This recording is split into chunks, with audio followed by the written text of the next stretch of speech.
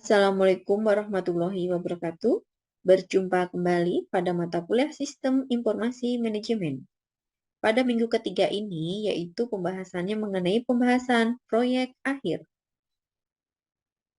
Pada pembahasan proyek akhir, yaitu dikerjakan secara berkelompok, di mana kelompok tersebut diminta membuat sebuah ide atau gagasan kreativitas dan inovasi pada bidang iptek yang bermanfaat bagi masyarakat, instansi pemerintah, atau dunia usaha yang akan dijadikan tema pada proposal. Kegiatan ini bisa melalui riset atau observasi. Yang berikutnya adalah menentukan isi draft bab 1 proposal mengenai latar belakang permasalahan, solusi pengembangan, dan manfaat program. Jadi di sini mahasiswa diarahkan menggunakan referensi menggunakan jurnal-jurnal. Yang berikutnya adalah membuat bab 2, yaitu tentang tinjauan pustaka, di mana tinjauan pustaka ini adalah menggunakan mendeley dengan style APA, yaitu edisi 6, di mana untuk mendeley ini adalah mahasiswa bisa belajar mandiri, dan mahasiswa juga bisa membuka link yang ada di sini, yaitu ada panduan penggunaan mendeley dan ada software-nya.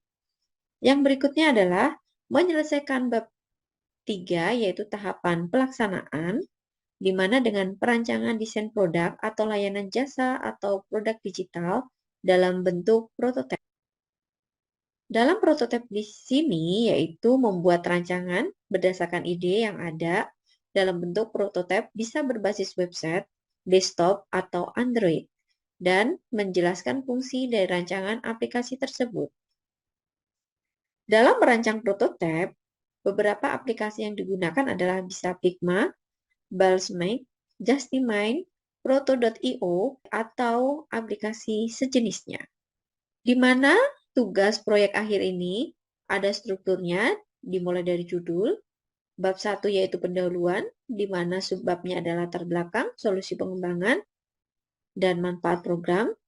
Bab 2-nya adalah tinjauan pustaka, bab 3-nya adalah tahap pelaksanaan, dan terakhir adalah daftar pustaka. Untuk bab 1, dalam membuat latar belakang, di sini bisa menceritakan terkait latar belakang permasalahan yang akan dicari solusinya. Untuk solusi pengembangan, yaitu solusi yang akan diberikan atau dikembangkan. Sedangkan untuk manfaat program, di sini adalah manfaat dari program yang akan dirancang. Pada bab 2, yaitu tinjauan pustaka, yaitu menceritakan terkait dengan gambaran yang terkait dengan produk berdasarkan berbagai sumber, bisa dari buku, referensi, jurnal, atau proceeding, skripsi, tesis, disertasi, internet, media cetak, atau sumber lainnya yang relevan. Untuk tahap pelaksanaan di bab 3, yaitu perancangan, desain produk atau layanan jasa, atau produk digital dalam bentuk prototipe, dengan memperhatikan yang pertama adalah analisa kebutuhan pengguna dan sistem, desain prototipenya, link prototipe. Untuk link prototipe di sini adalah bisa dilihat pada pertemuan minggu kedua, yang dimana link ini adalah harus bersifat publik yang bisa diakses, dan daftar pustaka yang menggunakan aplikasi Mendeley. Berikut adalah contoh-contoh judul proyek yang bisa dijadikan acuan untuk mahasiswa, yaitu ada Berto, becak motor turis online, ada Geramas, Gerakan Masyarakat Hidup Sehat, ada Kapita, Kampus Pilihan Kita. Nah, di sini adalah mahasiswa silakan membuat sekreativitasnya ya. Yang pasti di sini adalah terkait ide, kreativitas, dan inovasinya. Sistem penilaian mata kuliah Sistem Informasi Manajemen itu adalah 20% absensi, 25% tugas, 25% penilaian proyek awal, 30% penilaian proyek akhir. Pada proyek akhir di sini, untuk indikator penilaiannya adalah yang pertama kehadiran. Untuk kehadiran di sini, presensi bisa diberikan 5%. Untuk proyek, jika mahasiswa dapat mengembangkan kreativitas dan inovasinya berbasis iptek yang orisinal, bisa berbentuk desain atau prototipe berdasarkan dari aplikasi yang ada dan bermanfaat bagi masyarakat luas, instansi pemerintah atau dunia usaha, bisa diberikan bobot nilai 20%.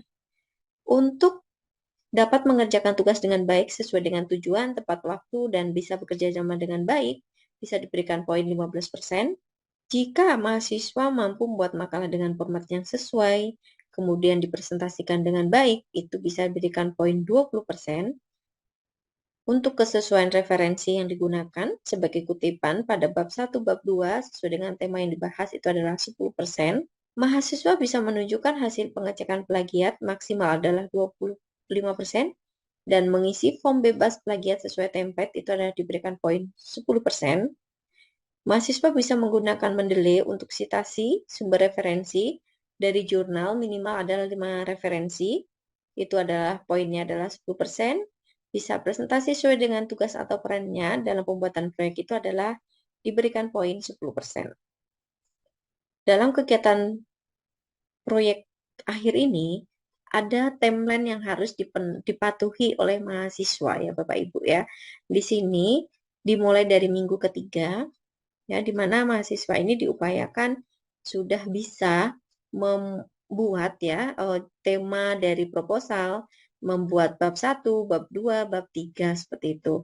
Nah, untuk minggu ke-5 di sini mahasiswa itu mendiskusikan kembali proyeknya ya, yaitu terkait dari bab-bab yang sudah dibahas di minggu ketiga itu akan dilanjutkan diskusi gitu ya. Setelah pembelajaran, mahasiswa bisa mendiskusikan kembali proyeknya, yaitu terkait dengan bab satunya dan bab 2-nya.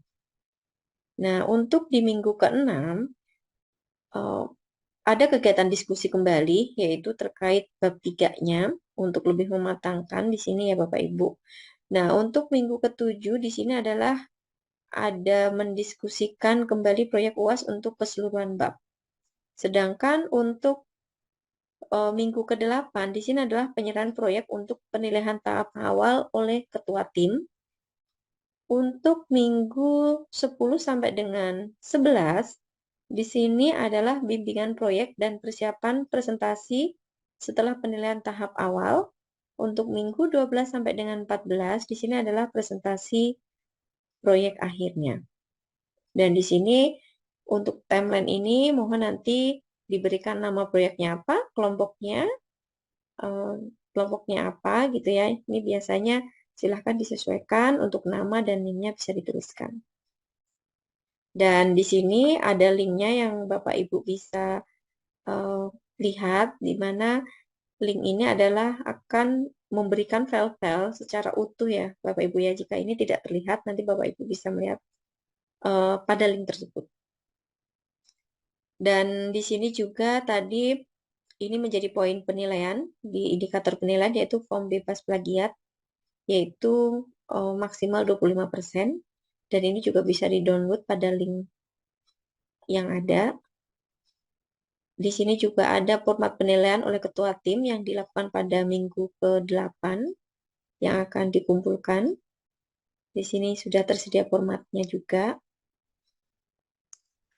Untuk penilaian proyek akhir, yang pertama adalah pembahasan proyek akhir dilakukan pada minggu ketiga, bertujuan untuk menghasilkan karya mahasiswa yang berkualitas. Pada minggu ketiga sampai dengan 7, masing-masing kelompok sudah menyelesaikan tahapan demi tahapan pilihan proyek akhir yang sudah ditentukan. Yang berikutnya, masing-masing kelompok harus bisa menunjuk ketua tim.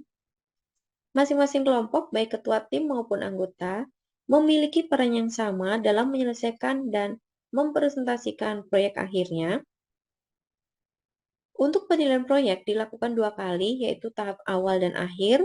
Untuk tahap awal itu diatur yang pertama, penilaian dilakukan oleh ketua tim, penilaian ketua tim oleh dosen. Adanya form penilaian tahap awal itu bisa diunduh di link yang ada ya Bapak Ibu. Nanti Bapak Ibu silahkan, di sana disediakan ada formnya. Dan yang kedua adalah tahap akhir dilakukan presentasi secara berkelompok. Untuk teknis pelaksanaan presentasi proyek akhir itu adalah mahasiswa telah mengetahui teknis pelaksanaan presentasi proyek akhir pada minggu ke-12 sampai dengan 15. presentasi ini mahasiswa wajib mengenakan pakaian hitam putih dan alma mater BSI, membuat presentasi dari hasil proyek akhir dengan baik. Laporan proyek akhir dan materi presentasi bisa diunggah di laman e-learning.bsc.ac.id atau bisa juga Bapak Ibu membuatkan link Google Drive dengan menyertakan dokumen yang wajib diisi ya, karena dokumen-dokumen tersebut bisa diunduh pada link ini ya Bapak Ibu. Jadi itu menjadi poin penilaian, yaitu sebagai indikator penilaian proyek akhir. Link yang tadi ada di slide Bapak Ibu bisa dilihat. Ada beberapa yang Bapak Ibu nanti bisa langsung download, yaitu ada form bebas plagiat, ada form pengukuran capaian pembelajaran lulusan kelompok, yaitu yang dapat dikumpulkan oleh mahasiswa di pertemuan 8, ada indikator penilaian proyek akhir, di sini disediakan juga software ya, Mendeley, dan juga ada panduan penggunaan Mendeley, dan ada timeline proyek akhir untuk mata kuliah ini. Beberapa panduan tadi bisa dilihat ya, Bapak Ibu ya, panduan penggunaan Mendeley, atau Bapak Ibu nanti mengarahkan dengan memberikan penguatan yang lain ya Bapak Ibu ya. Di sini ada beberapa tahapannya, nanti bisa dicermatin untuk panduan ini. Dan di sini ada timelinenya, nanti Bapak Ibu bisa download dan bisa dilakukan ya, menginformasikan ke mahasiswa. Di sini juga disediakan form plagiat yang harus diisi, yaitu dengan memberikan judul untuk mata kuliahnya apa, dan di sini diberikan kota, tanggal, bulan, tahun, dan memberikan nama-nama kelompoknya. Selain itu juga ini adalah sebagai form pengukuran capaian pembelajaran yang tadi dikumpulkan di minggu ke-8 ya Bapak Ibu ya. Nanti silakan diisi. Untuk ketua tim yang menilai adalah oleh dosen, untuk anggotanya yang menilai adalah ketua timnya. Jadi di sini salah satu syaratnya itu adalah harus ada terbentuk ketua tim dalam proyek akhir ini. Baik Bapak Ibu, untuk materi pertemuan 3, itu saja yang dapat saya sampaikan. Semoga bermanfaat. Cukup sekian. Wassalamualaikum warahmatullahi wabarakatuh.